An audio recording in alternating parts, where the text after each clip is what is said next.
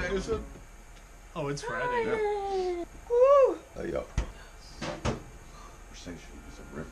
Mm-hmm. Found a tributary. Right. Yeah, and then you gotta find boats.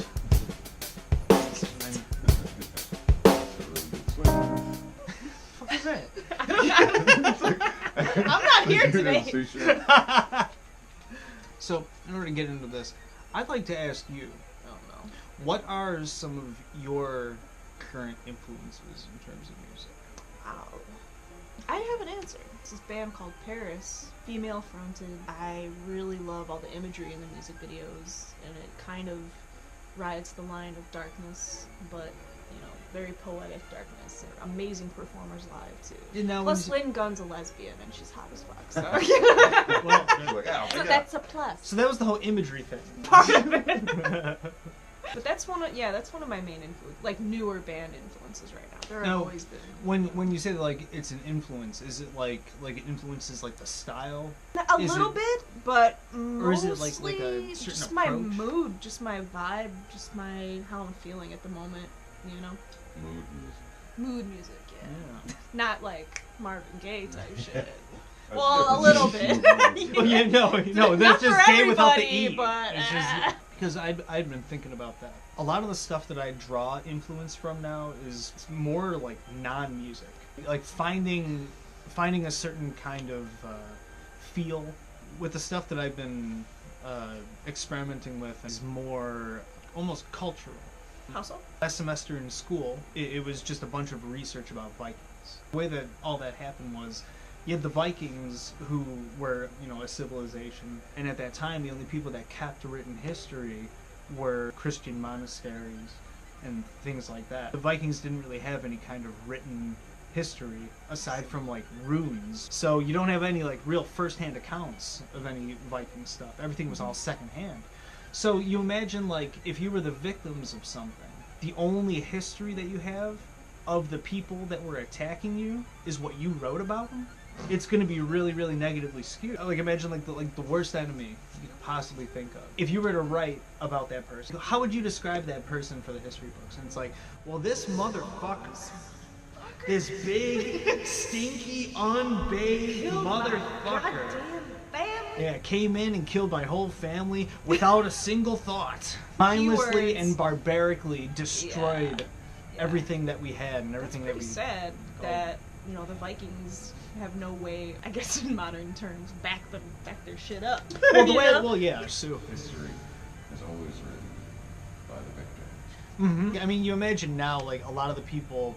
Well, let's take away, like, military. Let's say, like, gangs and stuff like that. Like, a lot of the people that are going out and doing the killing and stuff like that, like, most of them probably don't give a shit. Like, a lot of it is probably, like, borderline sociopathic kind of stuff. Back in I mean, at least I could just make the assumption that back in those times, there, like, not everybody that was involved in a lot of that stuff was like some kind of straight up sociopath.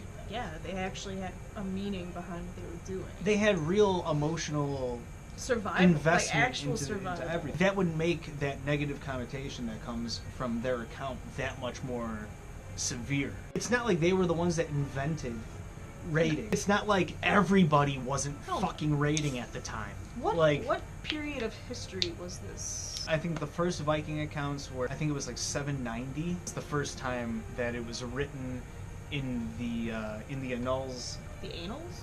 Yes. That's where they found them. Yes. What they did is they look at the asshole and they count the rings like the rings of a tree. And it's like carbon dating. It's like shit Hawaii.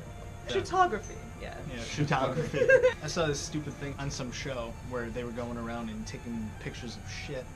Oh, like, literal shit? Yeah. And they were looking. Yeah. Dude, they would go up to it and they would dress it up like stuff. They would make like little scenes out of this dog. I guess it's shitography. What the fuck? Unique doesn't always mean great.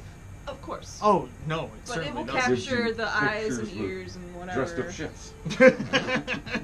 Yeah, whenever somebody tells me that they have a very unique kind of a sound, it's probably shit. But dressed More up often shit. than not.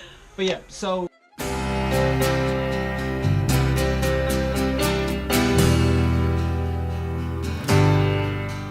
And on the battlefield, the kings and shit, they would all go out there and fight. They would be the first ones to charge out in the battle. And they were hungry to go out there and fucking die.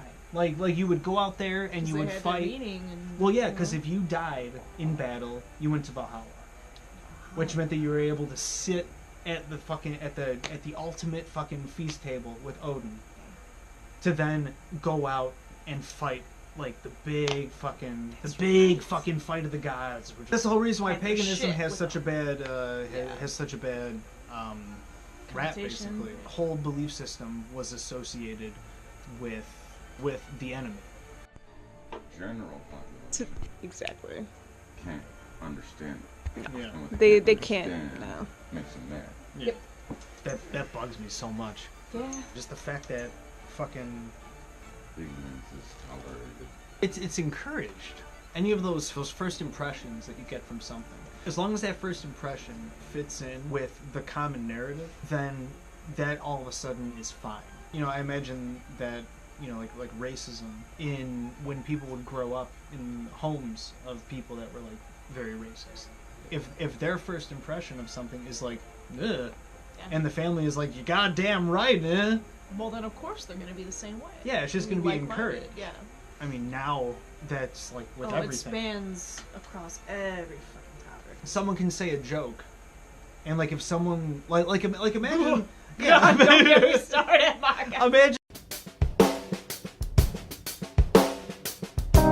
any of like those borderline like terrible, taboo, offensive jokes that we Raunchy. make consistently. Yeah.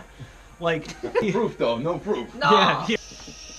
You say a joke like that, I was waiting for this. and then somebody sitting there is like, oh Right. God, and then somebody else there is like, fucking right, oh God, that was terrible. That's so. That starts off like that whole fucking gang mentality. Yeah. Where everybody all of a sudden is like, okay, that's terrible. So easily obtained now too, especially with the internet and all that. Oh, I know, my it happens God, in a it's second. infectious. It's like Somebody can say something wrong on Twitter, and like within 2 hours, like the shit's fucking on like the news, and people are like just Seriously? obsessing Is this what it's about? over this shit.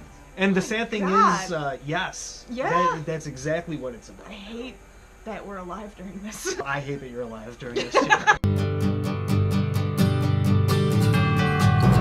I know, it's so irritating, and more people jump onto the same ideas. Perceived importance. Exactly. Perceived That's a really good way to put it. importance. Mm-hmm. They look at anything like that, and it's just like all of a sudden this is relevant. know. This yeah. makes me legitimate. Mm-hmm. Yeah.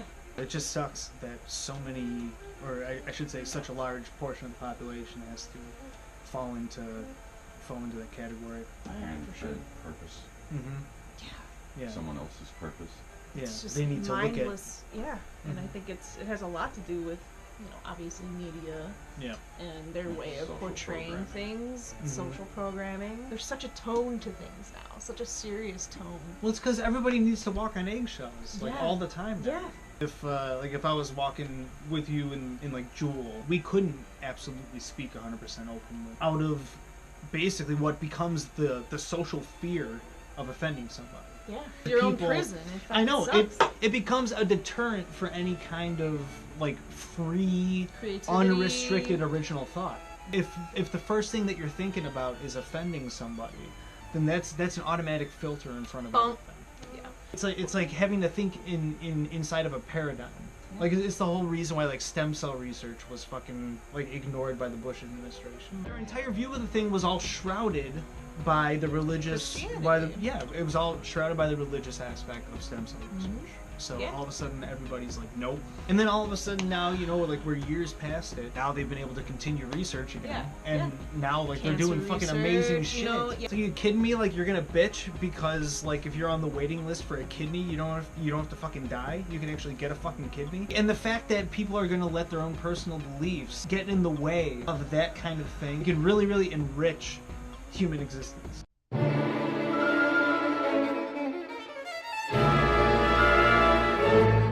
But the issue of assisted suicide, like there's a lot to it, but Yeah. for people with chronic illness, Sure. cancer patients, now, ALS. yeah, why can't you choose when you want to die with dignity? One guy guy was talking about the whole thing. He was suffering from ALS. He went from being like totally fine to being like confined to a wheelchair. Like his body had just deteriorated like that. So they went through the whole thing. He said like, you know, he really wanted this certain song to play as he was dying, and he really wanted to like hold his wife's hand in his when he was dying, and, like all this other stuff. So they set it all up. He needed to drink some kind of chemical compound that they had put together, and it was so weird because like he started sipping it as he was like just about done and like finished it, like no drink, because like you had to make sure that you got it all. Yeah. And it was so weird, like the franticness of all of it, because like the people actually doing it were so much like, you really have to do this.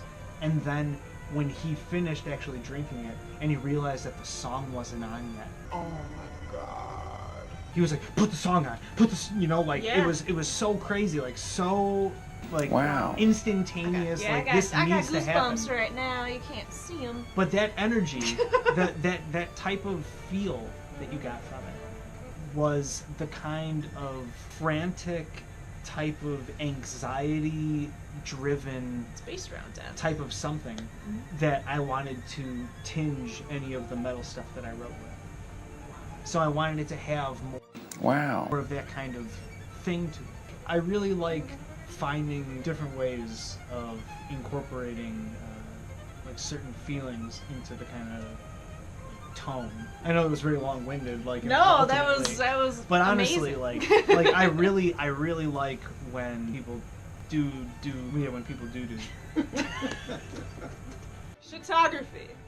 I can't wait to find an image for shitography that I can just put like right here.